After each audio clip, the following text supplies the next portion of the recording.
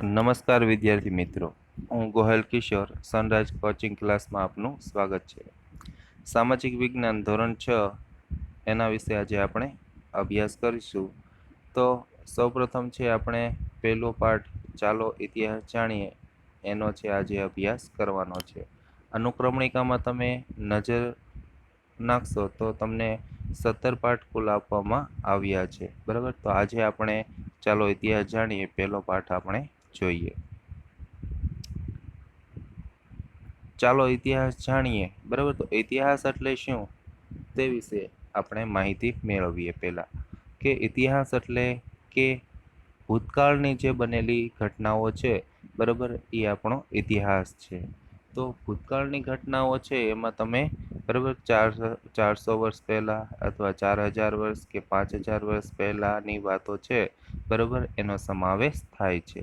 Millennium gallery પણ તમે કહી શકો. માનો કે 2020નું વર્ષ પૂરું થાય અને 2021નું વર્ષ શરૂ થવાનો દિવસ હોય ત્યારે છે એ 2020ની તમામ ઘટનાઓ આપણને ન્યૂઝપેપર અથવા પેપરમાં છે એ જોવા મળતી હોય. તો એ શું થયું? આપણા ઐતિહાસિક ઘટના.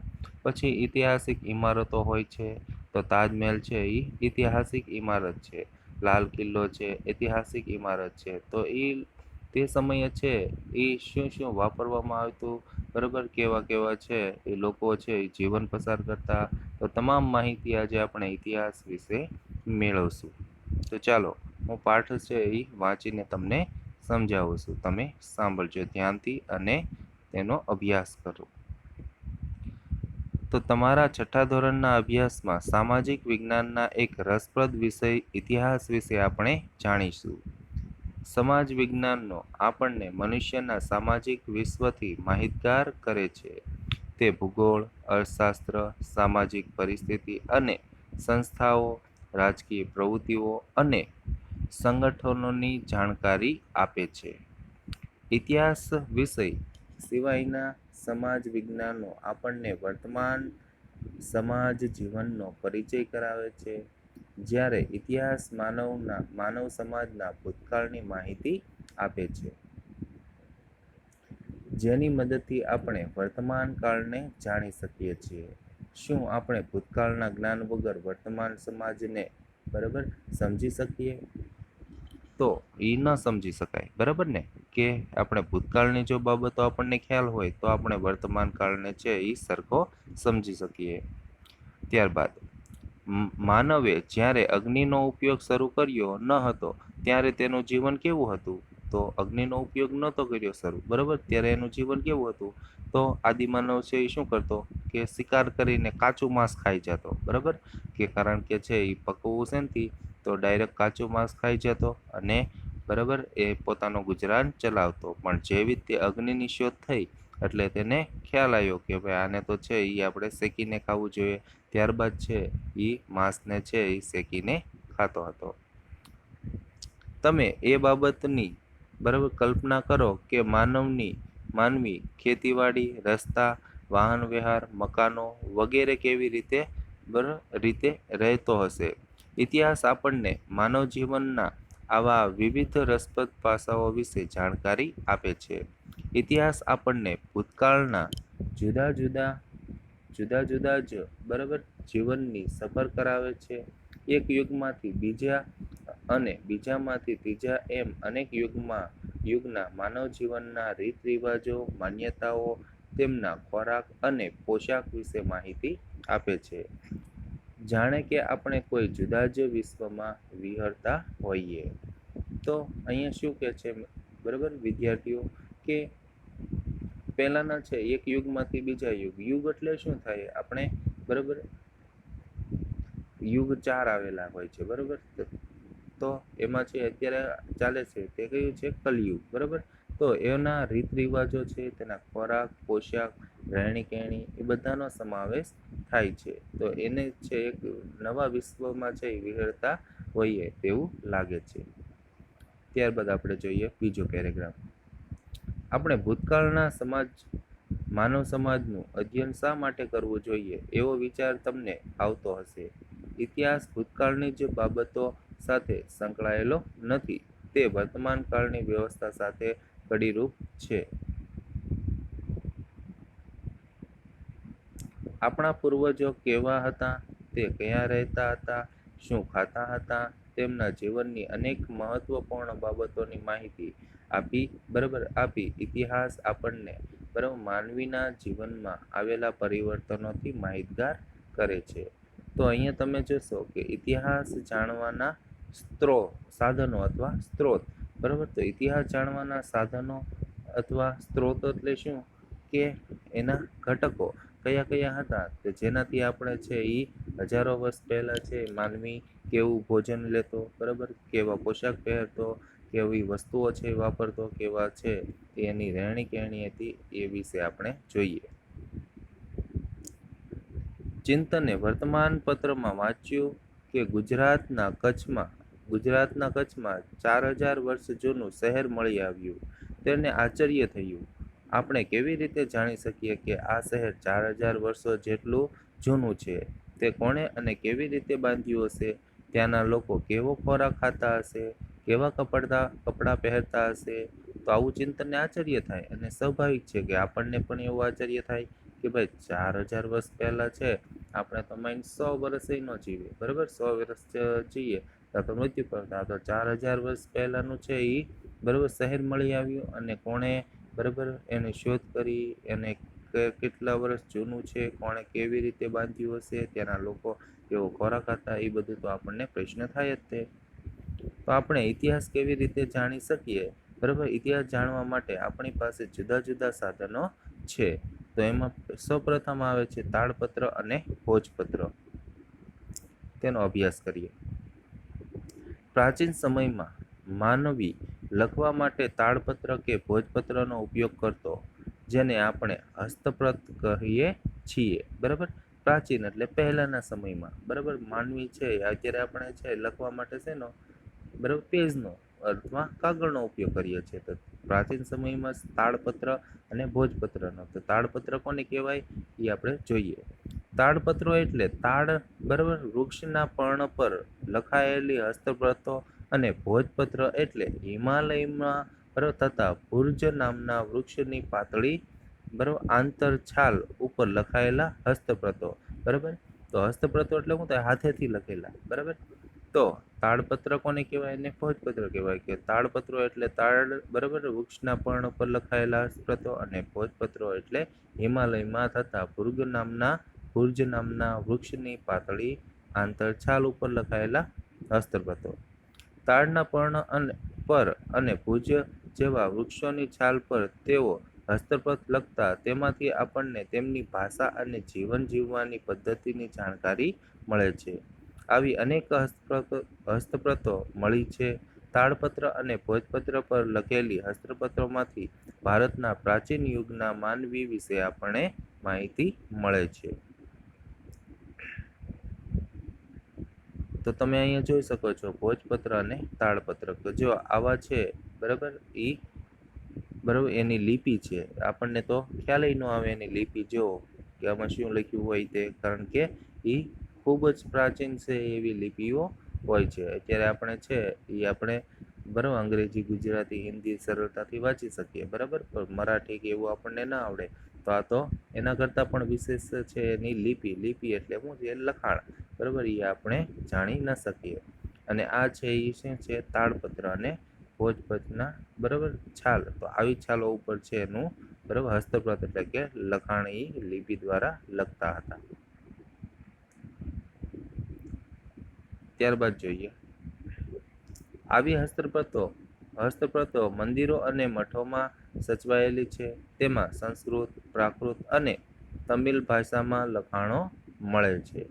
કવિતા, નાટકો, વાર્તાઓ અને મહાકાવ્યો પણ તાળપત્ર અને ભોજપત્ર પર મળી આવ્યા છે. તે પોથી સ્વરૂપે પણ સચવાયેલી છે, જેમાં ધાર્મિક રીતરિવાજો, સામાજિક માન્યતાઓ, રાજાઓની જીવનશૈલી, વિજ્ઞાન, શિક્ષણ, દવાઓ, પ્રાણીઓ વિશે મોટા પ્રમાણમાં માહિતી મળે છે. તો આ પ્રાચીન સમયમાં આ બધું છે એ ભોજપત્ર અને તાળપત્રમાં છે એ લખાયેલું છે, બરાબર. તો તેના રીત રિવાજો હોય, સામાજિક માન્યતા હોય, રાજા રાણીની જીવનશૈલી, વિજ્ઞાન, શિક્ષણ, દવાઓ અને પ્રાણીઓ વિશે પણ એને બરાબર તાળપત્ર અને ભોજપત્રોમાં લખેલું છે. પછી બીજું આવે છે અભિલેખો. તો અભિલેખો કોને કહેવાય તે જોઈએ. ધાતુઓ અને પથ્થરો પર કોતરેલા કે લખેલા લેખ અભિલેખ કહેવાય છે. આપણે અભિલેખોમાંથી પણ ઇતિહાસ જાણી શકીએ.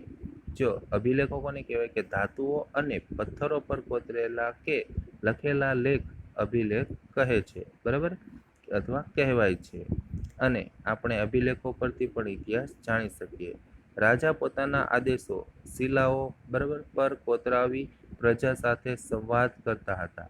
પ્રાચીન ભારતના અનેક રાજાઓ અને રાણીઓએ તેમના રાજ્ય, વિજય, ધર્મ અને સંસ્કૃતિની માહિતી આવા અભિલેખો પર અંકિત કરાવી છે.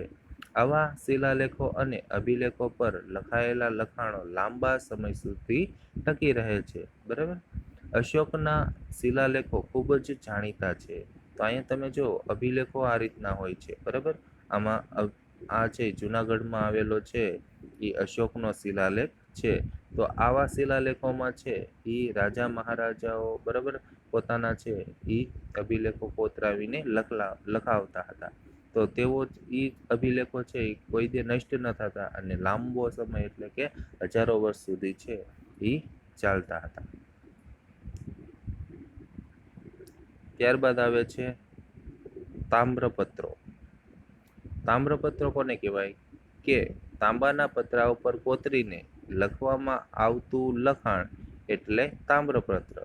તામ્રપત્ર એટલે કોને કહેવાય કે તાંબાના પતરા ઉપર કોતરીને લખવામાં આવતું લખાણ એટલે તામ્રપત્ર.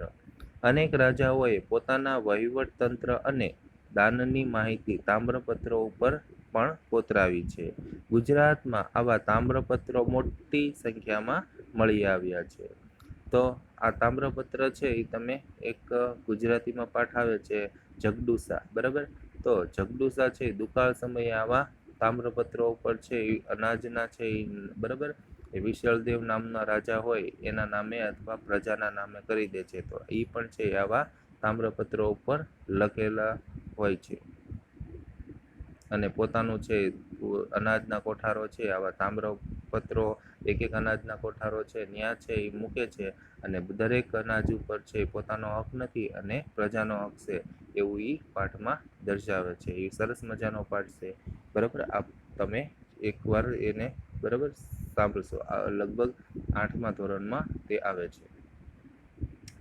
જેમાંથી રાજાના નામ, તેના ધર્મ, વહીવટતંત્ર અને દાન ધર્મની વિગતો મળે છે.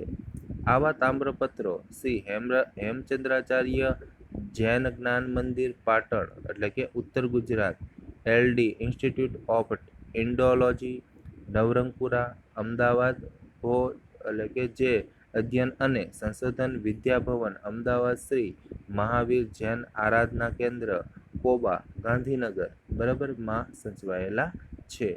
તો આવા તામ્રપત્રો છે એ તમે બરાબર ઉત્તર ગુજરાતમાં છે પાટણમાં LD ઇન્સ્ટિટ્યૂટ ઓફ ઇન્ડોલોજી બરાબર, નવરંગપુરા અમદાવાદ અને સંશોધન વિભાગ અમદાવાદ, શ્રી મહાવીર જૈન આરાધના કેન્દ્ર કોબા એટલે કે ગાંધીનગરમાં સચવાયેલા છે. ત્યારબાદ સિક્કા જોઈએ. સિક્કા એટલે કે આપણે જે અત્યારે વાપરીએ છીએ, બરાબર, કે 1 રૂપિયો, 2 રૂપિયા, 5 રૂપિયા, 10 રૂપિયાના છે એવા સિક્કા છે. તો પહેલાના સમયમાં છે એ અલગ પ્રકારના સિક્કાઓ જોવા મળતા, પણ પહેલાના સમયમાં સોના ચાંદીના છે એ સિક્કા જોવા મળતા હતા. સિક્કા પણ બરાબર ઇતિહાસ જાણવાનું અગત્યનું સાધન છે. સિક્કા પર રાજાનું નામ, તેના ધર્મ, સંસ્કૃતિ તથા તેના સમય વગેરેની માહિતી મળે છે. ભારતમાં ઈસવીસન પૂર્વે 5મી સદીના પંચમાર્ક સિક્કા મળી આવ્યા છે, જે સૌથી જૂના સિક્કા છે.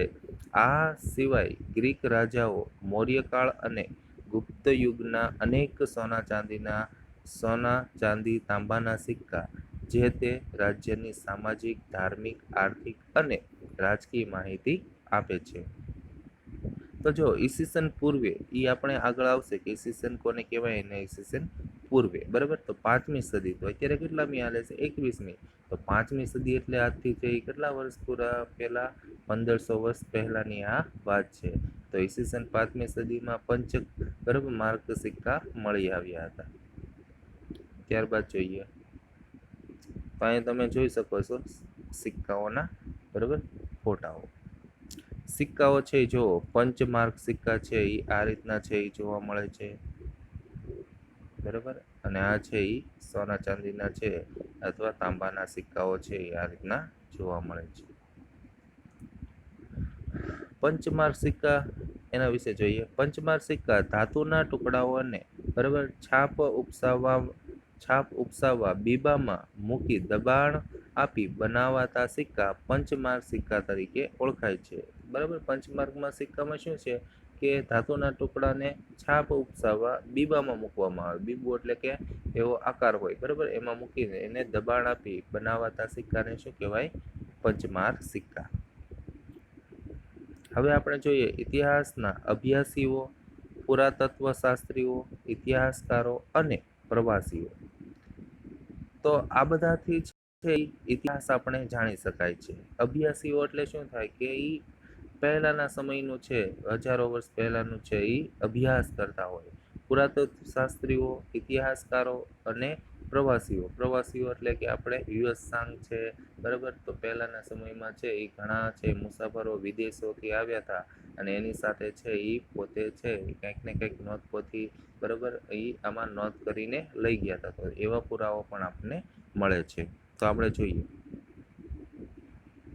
માનવ સમાજનો ભૂતકાળ જાણવા આપણે પુરાતત્વશાસ્ત્રીઓ, જેને અંગ્રેજીમાં, બરાબર, આર્કોલોજિસ્ટ કહેવાય છે, તે સંશોધન કરીને માહિતી આપે છે. તેઓ પ્રાચીન સ્થળો પર જઈ ઉત્ખનન એટલે શું થાય? ખોદકામ કરીને મકાનો, સિક્કા, ઈંટો, પથ્થરો, ઓજારો, ખોરાકના નમૂના, મનુષ્યો અને પ્રાણીઓના હાડકાં વગેરે શોધીને તેનો અભ્યાસ કરી તે સમયના માનવોની, બરાબર, સંસ્કૃતિથી આપણને, બરાબર, અવગત કરાવે છે. તો જો કે આ પુરાતત્વશાસ્ત્રીઓ શું કરે છે કે, બરાબર, પ્રાચીન છે એ ખોદકામ થાય એટલે કે ત્યાંથી છે ખોદકામ એટલે કે સામાન્ય ખોદકામ નહીં, ઊંડું ખોદકામ થાય અને એમાંથી જે સિક્કા, ઈંટો, પથ્થરો, ઓજારો એવા સ્ત્રોત મળે, ખોરાકના નમૂના, મનુષ્યો, તમને એમ થાય કે મનુષ્ય મળે, તો મનુષ્ય છે એ, બરાબર, એનું, બરાબર, બાકી બધું તો રહે ને. માનો કે તમે છે એક સોના અથવા ચાંદીનો છે ચેન પહેર્યો હોય તો તમારા મૃત્યુ પછી હળગાવી દો પણ ચેન તો એમનો ને રહે, બરાબર. અને તમારા હાડકાં, તમારો જે પણ પહેર્યું હોય, બરાબર, એમાં કપડાં બળી જાય, બાકી તમારે ધાતુની વસ્તુ તો એમનો રહે, બરાબર. તો એ હજારો વર્ષ પહેલા છે એ દફનાયા હોય અથવા બાળ્યા હોય, બરાબર, અગ્નિ સંસ્કાર આપ્યો હોય તો પણ છે એના, બરાબર, મનુષ્યના છે એ, બરાબર, જે પહેરવેશના છે એ નમૂના એ બધું છે, પ્રાણીઓના હાડકાં એ બધું એને મળે છે અને એના દ્વારા છે એ ઇતિહાસ જણાવે છે. પ્રાચીન કાળથી મનુષ્ય એક જગ્યાએથી બીજી જગ્યાએ પ્રવાસ કરતો રહ્યો છે. ઘણા પ્રવાસીઓ બીજા દેશોમાં જઈને ત્યાંના જીવનની નોંધ પણ કરતા હતા. આવા પ્રવાસીઓના પ્રવાસ વર્ણનમાંથી આપણને જે તે દેશના ઇતિહાસ અને સંસ્કૃતિની જાણકારી મળે છે. તેમાં મેગસ્થનીસ, પ્લિની, પછી ફાહિયાન, યુએસ સાંગ જેવા મુસાફરોનો સમાવેશ થાય છે, બરાબર. તો આવા વિદેશી મુસાફરોમાં 4 મુસાફરો મુખ્ય છે: મેગસ્થનીસ, પછી પ્લિની, પછી ફાહિયાન, યુએસ સાંગ, બરાબર. એ બધા મુસાફરો છે એ પોતાની સાથે કંઈક ને કંઈક છે નોંધપોથી, બરાબર, અહીંયા ભારતમાં આવ્યા અને ભારતમાં છે એ ઘણા વર્ષો સુધી રહ્યા અને એની નોંધ કરી, એટલે એ નોંધપોથીઓ છે એના દ્વારા પણ છે આપણે ઇતિહાસ જાણી શકીએ. પુરાતત્વશાસ્ત્રીઓ અને ઇતિહાસકારોના સંશોધનોથી આપણને ઉત્તર પશ્ચિમ ભારતના સિંધુ નદીના કિનારે, બરાબર, પાંગરેલી મહાન સભ્યતાના દર્શન થાય છે. ભારતમાં આજથી 4500 વર્ષ પહેલા અનેક શહેરો અસ્તિત્વમાં હતા. એ જ રીતે બરાબર ગંગા નદીની આસપાસના ક્ષેત્રોમાં આજથી 2500 વર્ષ પહેલા ઘણા બધા શહેરોનો વિકાસ થયો હતો તે પણ જાણી શકાય છે. ત્યારબાદ આ બધા સાધનોથી તે સમયના માનવ જીવનમાં રીત રિવાજો, ખોરાક, પોશાક અને ટેકનોલોજી તથા સંસ્કૃતિની માહિતી મળે છે. ભારતના અનેક શહેરો અને ગામડાઓ શોધી તેમણે આપણે કપાસ, જવ, ઘઉં ઉપરાંત તે સમયના પ્રાણીઓની માહિતી આપી છે. ઇતિહાસકારો ભૂતકાળનું અધ્યયન કરનારા મહત્વના વિદ્વાનો છે. તેઓ મળી આવેલા સાધનોનું વર્ગીકરણ કરે છે, સંશોધન કરે છે, હસ્તપ્રતો, દસ્તાવેજો, અભિલેખોમાંથી માહિતી એકત્રિત કરે છે અને પછી યોગ્ય રીતે તેનું આલેખન કરે છે. પુરાતત્વશાસ્ત્રીઓ અને ઇતિહાસકારો ભૂતકાળને આપણી સમક્ષ જીવંત કરે છે. તો આ છે પુરાતત્વશાસ્ત્રીઓ અને ઇતિહાસકારો છે બરાબર. એ પહેલાના સમયનું છે ઉત્ખનન બરાબર, અથવા છે અભિલેખો, હસ્તપ્રતો, પછી અનેક બરાબર સ્ત્રોતો મળી આવે જેમાં આપણે જોયું કે સિક્કાઓ, ઈંટો, પથ્થરો, ઓજારો, ખોરાક, નમૂના બરાબર મનુષ્યના અથવા પ્રાણીઓના હાડકાં વગેરેનો અભ્યાસ કરીને છે એ આપણને પહેલાનો પ્રાચીન ઇતિહાસ છે એ આપણને જણાવે છે. ઓકે, ત્યારબાદ આપણે જોઈએ ભૂમિનું નામ. આપણે આપણા દેશને બે નામોથી ઓળખીએ છીએ, ઇન્ડિયા અને ભારત બરાબર. ઇન્ડિયા અને ભારત. ઇન્ડિયા શબ્દ ઇન્ડસ પરથી ઉતરી આવેલો છે. ઇન્ડિયા શબ્દ શેનાથી ઉતરી આવ્યો? ઇન્ડસ, જેને સંસ્કૃત ભાષામાં સિંધુ કહેવાય છે. તો સંસ્કૃત ભાષામાં ઇન્ડસને શું કહેવાય? સિંધુ. પ્રાચીન ઈરાન અને ગ્રીકના લોકો સિંધુ નદીથી પરિચિત હતા. તેઓ આજથી 2500 વર્ષ પહેલા તે પ્રદેશના સંપર્કમાં આવ્યા હતા. ઈરાનીઓ સિંધુ નદીને હિન્ડોઝ અને ગ્રીકના લોકો ઇન્ડસ કહેતા. તેઓ આ નદીનું પૂર્વ કિનારે બરાબર ઇન્ડિયાથી બરાબર ઓળખાતા. ભારત એવું નામ ઋગ્વેદમાંથી આપણને જાણવા મળે છે. તો પહેલાના સમયમાં તો છે ઇન્ડસ બરાબર એમ કહેવાતું, ઇન્ડિયા કહેવાતું. તો ભારત નામ એવું ક્યાંથી આપણને જાણવા મળ્યું છે? તો ઋગ્વેદમાંથી આપણને જાણવા મળે છે.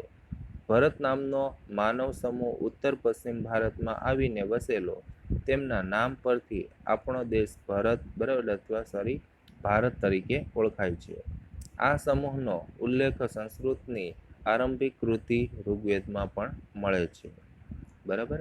તો આ રીતના ભારત દેશ છે બરાબર એનું નામ પડ્યું હતું કે ઉત્તર બરાબર પશ્ચિમ ભારતમાં આવીને વસેલા બરાબર માનવ સમૂહ, ભરત નામનો માનવ સમૂહ, તેમના નામ પરથી આપણા દેશનું નામ શું પડ્યું? ભારત. હવે આપણે જોઈએ સાલવારી.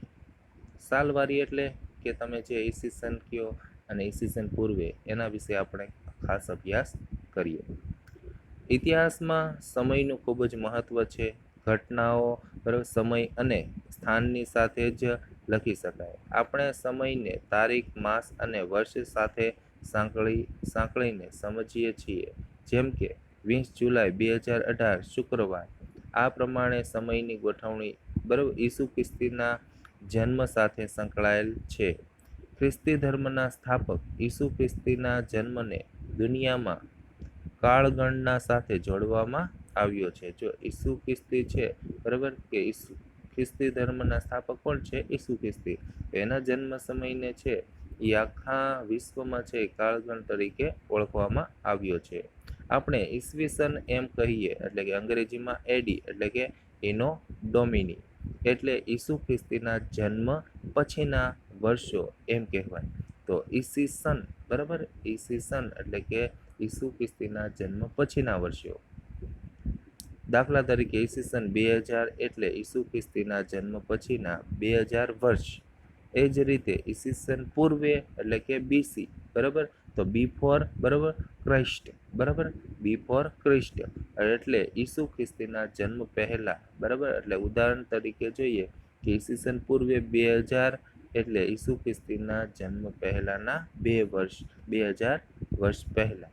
સમજાય છે? ઈસવીસન પૂર્વે એટલે શું થાય કે ઈસુ ખ્રિસ્તીના જન્મ પહેલાના 2000 વર્ષ, બરાબર, કે કોઈ પણ 5, 10, 15 જેટલા લ્યો, ઈસવીસન પૂર્વે લાગે એટલે શું થાય, ઈસુ ખ્રિસ્તીના જન્મ પહેલાની વાત છે, બરાબર.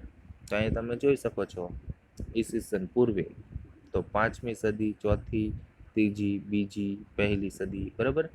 જો અને અહીંયા તમે સંખ્યા રેખા મુજબ જ છે, તો ઈસુ ખ્રિસ્તીનો જન્મ છે, તો આ જન્મ પછીની 1લી, 2જી, 3જી અને અત્યારે આપણે કેટલામી સદી હાલે છે, 21મી. ઓકે, તો આ રીતના છે એ 21મી સદી તમે જોઈ શકો. અને અહીંયા છે ઈસવીસન પૂર્વે એટલે શું થશે કે 1લી, 2જી, 3જી, બરાબર, 4થી, આ રીતના છે ઈસવીસન પૂર્વે, એને આપણે બીસી પણ કહી શકાય, બરાબર. બીસી એટલે શું થાય, બિફોર ક્રિસ્ટ. અને એડી એટલે શું થાય, બરાબર, એનો ડોમિની, બરાબર, એટલે કે ઈસવીસન લાગે. ઓકે, સમજાણું. તો ઇતિહાસમાં ઈસવીસન પૂર્વે અને ઈસવીસનને બરાબર સમજાવતી બરાબર સમયરેખા છે એ તમે જોઈ. હવે આપણે થોડીક માહિતી બોક્સમાં આપેલી છે તે જોઈએ. ઘણીવાર સાલવારીને એડીને બદલે સીઈ અને બીસીને બદલે બીસીઈ તરીકે પણ લખવામાં આવે છે. સીઈ એટલે શું થાય, કોમન ઇરા એટલે કે સામાન્ય કે સાધારણ યુગ. જ્યારે બીસીઈ એટલે શું થાય, બિફોર કોમન એરા એટલે કે સામાન્ય કે સાધારણ યુગ પૂર્વે. ખ્રિસ્તી ધર્મ વિશ્વના મોટા ભાગના રાષ્ટ્રો સાથે સંકળાયેલો હોવાથી અનેક રાષ્ટ્રની જેમ આપણે ભારતમાં પણ આ જ સાલવારીનો પ્રયોગ કરીએ છીએ. ઘણીવાર બીપી એટલે કે બિફોર બરાબર પ્રેઝન્ટ શબ્દનો પણ ઉપયોગ થાય છે. ઓકે, તો આટલું જાણો. એમાં તમે હવે જોઈ શકો બીસી એટલે શું થાય, બિફોર ક્રિસ્ટ, અને એડી એટલે બરાબર એનો ડોમિની.